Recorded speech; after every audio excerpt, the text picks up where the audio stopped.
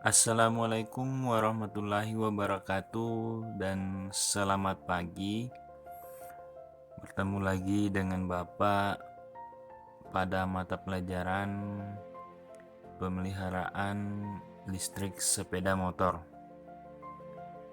Nah, pada pertemuan sebelumnya kita sudah membahas tentang sistem penerangan, sistem sinyal dan instrumen pada sepeda motor. Tentunya ini semua berhubungan dengan sistem kelistrikan pada sepeda motor. Minggu sebelumnya juga kita sudah melaksanakan ujian tengah semester. Artinya semester ganjil tahun ajaran ini kita sudah jalan setengah. Jadi sisa setengah semester, kemudian kita akan ujian akhir semester. Nah, untuk pada pertemuan pagi hari ini Bapak akan menjelaskan terkait dengan sistem starter. Sistem starter tentunya pada sepeda motor. Nah, sebelumnya semoga semua dalam kondisi sehat dan semuanya bisa hadir mengikuti pelajaran pada pagi hari ini sampai selesai. Itu harapan Bapak. Baik, kita langsung aja. Nah, pengertian sistem starter. Tentunya sebelum kita melangkah lebih jauh, kita harus mengetahui terlebih dahulu apa aja sih pengertian, apa aja sih yang dimaksud dengan sistem starter itu. Nah, sistem starter adalah atau sistem starter listrik saat ini dapat ditemukan hampir di semua jenis sepeda motor. Nah, sistem starter pada sepeda motor berfungsi sebagai pengganti kickstarter agar pengendara tidak perlu lagi mengengkol kakinya untuk menghidupkan mesin. Jadi, sistem starter listrik pada sepeda motor berfungsi sebagai pengganti kickstarter agar pengendara tidak perlu lagi mengengkol kakinya untuk menghidupkan mesin. Tentunya selain ini, fungsi sistem starter itu adalah sebagai penggerak awal.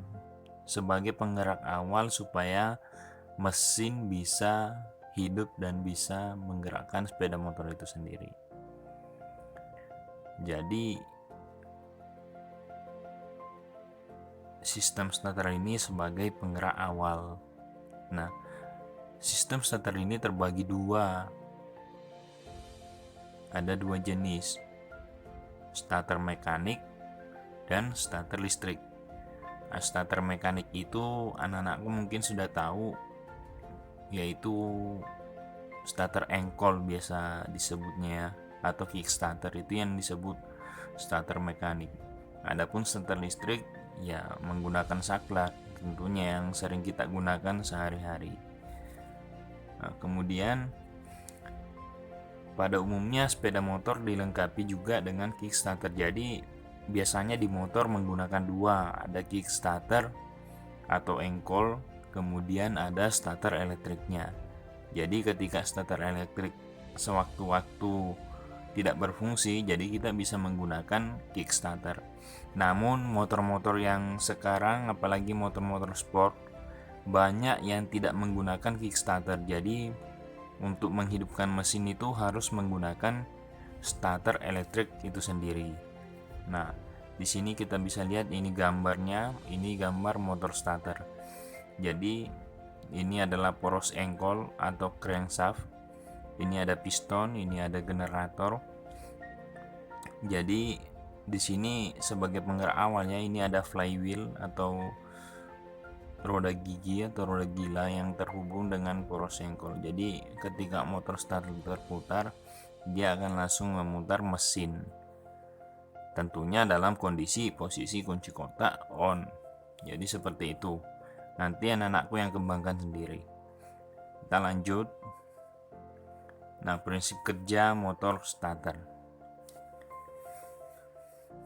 Prinsip kerja motor starter. Jadi bekerjanya suatu motor starter mempunyai banyak persamaan dengan generator DC. Generator DC. tetapi dalam arah yang sebaliknya. Jadi memiliki persamaan dengan generator DC tetapi dalam arah yang sebaliknya. Generator DC ini kalau masih ada yang bingung, seperti contohnya motor yang digerakkan oleh misalkan aliran air untuk menghasilkan listrik seperti itu. Nah, motor starter mengubah energi listrik menjadi energi mekanik atau tenaga putar. Jadi motor starter ini mengubah energi listrik menjadi energi mekanik atau tenaga putar. Nah, bisa kita bayangkan sendiri, motor starter membutuhkan suplai arus dari baterai. Artinya dia membutuhkan listrik untuk berputar. Nah, setelah berputar, dia akan memutar mesin. Jadi dari energi listrik menjadi energi mekanik. Ini kalian pelajari waktu kelas 10 pada mata pelajaran teknologi dasar otomotif. Itu ada kalian pelajari ini ya. Kemudian, sedangkan generator DC mengubah energi mekanik menjadi energi listrik. Jadi kebalikannya.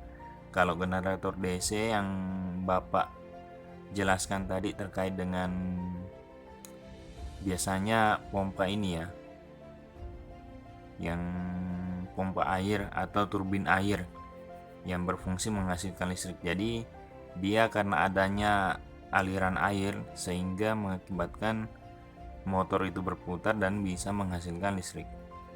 Jadi kebalikan generator DC dengan motor starter. Namun dalam kenyataannya motor DC ini akan menghasilkan tenaga listrik jika diputar secara mekanik, dan generator DC dapat berputar berfungsi seperti motor. Yang jelas intinya motor starter ini mengubah energi listrik menjadi energi mekanik atau tenaga putar. Nah, di sini garis gayanya ya, ini ada di sini ada gaya, kemudian garis gaya manek, kemudian arus. Jadi masih menggunakan kaidah tangan kiri. Kita lanjut. Komponen utama sistem starter sepeda motor. Nah, jadi ini komponen utama sistem starter pada sepeda motor. Walaupun tidak semua motor menggunakan komponen seperti ini, tapi umumnya sekarang sistem starter itu sudah dilengkapi sistem pengamanan. Untuk cara kerjanya nanti akan kita bahas pada pertemuan berikutnya. Ini beberapa komponen. Jadi di sini sudah dijelaskan, dituliskan namanya, ada baterai, sekring atau fuse, kunci kontak, kemudian engine stop switch. Ini biasanya ada pada motor-motor sport. Kemudian starter relay, kemudian motor starter itu sendiri, kemudian ini starter switch atau saklar starter, kemudian ada istilah cut off relay. Nah, kemudian ada neutral switch. Ini saya tambahkan neutral switch. Neutral switch ini biasanya ada beberapa sepeda motor nanti yang bebek ya. Nanti pada saat posisi gigi netral baru bisa dilakukan starter. Kemudian ada clutch switch. Nanti ketika posisi kopling ditekan baru motor tersebut bisa nyala. Nah, gambar rangkaian ini adalah gambar untuk motor sport. Motor sport ya. Nanti untuk matic beda lagi. Kalau matic dia menggunakan biasanya sensor standar samping. Jadi ketika standar samping naik baru bisa di starter. Kemudian posisi pedal rem harus ditekan baru bisa starter. Nanti gantinya di sini adalah sistem pengaman pada standar samping, kemudian di sini adalah switch pedal rem. Jadi seperti itu, nanti kita akan bahas. Namun di gambar ini adalah khusus untuk rangkaian pada motor sport. Kita lanjut. Untuk fungsinya, untuk fungsi komponen tersebut, anak-anakku saya minta untuk mencari tahu sendiri, kalian mengembangkan sendiri fungsi dari komponen-komponen ini. Untuk pertemuan berikutnya kita akan bahas terkait dengan cara kerjanya. Nah, tugas anak-anakku sekarang yaitu menuliskan fungsi dari komponen utama sistem starter yang sudah dijelaskan. Jadi di slide sebelumnya Bapak menunjukkan beberapa komponen utama sistem starter, itu kalian cari fungsinya apa. Silakan belajar mandiri cari fungsinya apa, bisa melalui modul, bisa melalui website dan lain sebagainya. Kemudian jawaban dituliskan melalui link yang ada pada deskripsi video di bawah ini. Jadi linknya ada di dalam deskripsi video di bawah ini. Silahkan diklik untuk menuliskan jawabannya. Kemudian batas akhir pengumpulan tugas itu adalah hari Jumat. Hari ini adalah hari Rabu. Jadi kalian ada waktu 3 hari untuk melaksanakan atau mengerjakan tugas tersebut. Jadi silakan dikerjakan. Kemudian catatan, harap dikumpul tepat waktu supaya mendapatkan nilai maksimal dan dikerjakan dengan sebaik-baiknya. Jadi tugasnya dikerjakan tepat waktu supaya mendapatkan nilai maksimal dan dikerjakan dengan sebaik-baiknya. Jadi tugasnya mencari fungsi dari komponen utama sistem starter yang sudah dijelaskan di slide sebelumnya. Kemudian dituliskan melalui link yang ada pada deskripsi video di bawah ini. Silakan buka linknya untuk melihat cara pengerjaannya. Mungkin pada pertemuan pagi hari ini Bapak cukupkan. Silakan belajar mandiri, bisa melalui modul yang Bapak bagikan dan lain sebagainya, bisa cari video di YouTube. Kemudian jangan lupa untuk tetap menjaga kesehatan,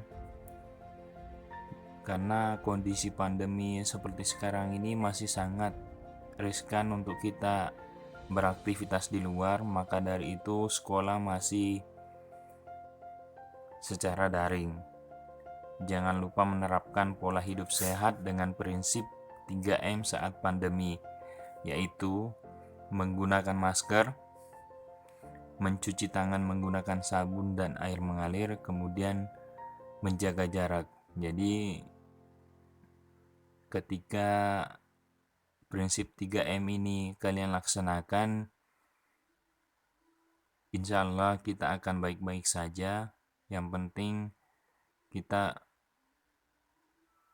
melaksanakan sesuai dengan protokol kesehatan.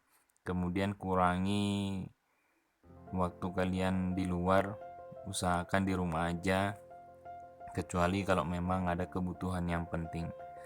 Mungkin cukup sekian dari Bapak. Selamat mengerjakan tugasnya.